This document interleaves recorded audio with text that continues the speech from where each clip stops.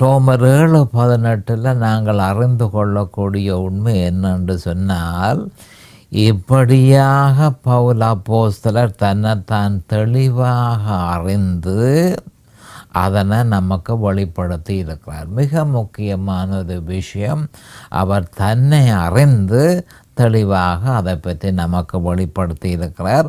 ஒவ்வொரு கிறிஸ்தவனும் இந்த நிலைமைக்கு வர வேணும்.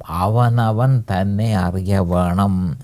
அப்போ எப்படி அவன் அறிய வேணும் என்று சொன்னால், என் மாம்சத்தில் நன்மை வாசமாயிருக்கிறதில்லை என்று நான் அறிந்திருக்கிறேன்.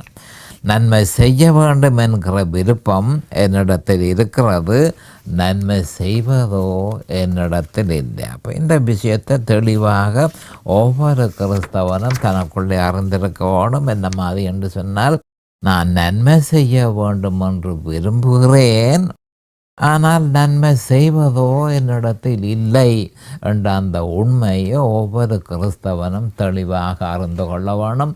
பவுல் அப்போஸ்தலர் தெளிவாக தன்னை அறிந்து அந்த உண்மையை வெளிப்படுத்தி இருந்தார். ஆனால் அநேகமான கிறிஸ்தவர்கள் அந்த நிலைமைக்கு வரதில்லை. அப்போ இந்த நிலைமைக்கு வரவில்லையா இருந்தால்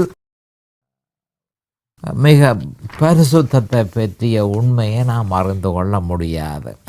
அப்போ அந்த நிலைமைக்கு நாம் கட்டாயம் பெற வேணும். பெற முடியாவிட்டால் ஒருவன் தனக்குள் வாசமாயிருக்கும் அந்த பாவத்தின் கொடூரத்தை தெளிவாக அறியவில்லை என்றே பொருள்படும்.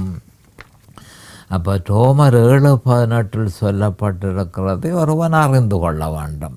அப்போ அதை அவன் அறிய முடியாமல் இருந்தால் அதனுடைய பொருள், அவன் அந்த பாவத்தின் கொடூரத்தை தெளிவாக அறியவில்லை என்றே பொருள்படும்.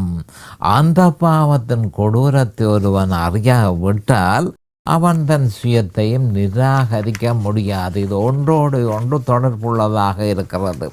அப்போ ஒரு மனுஷன் அந்த பாவத்தினுடைய கொடூரத்தை அறிய வேணும்.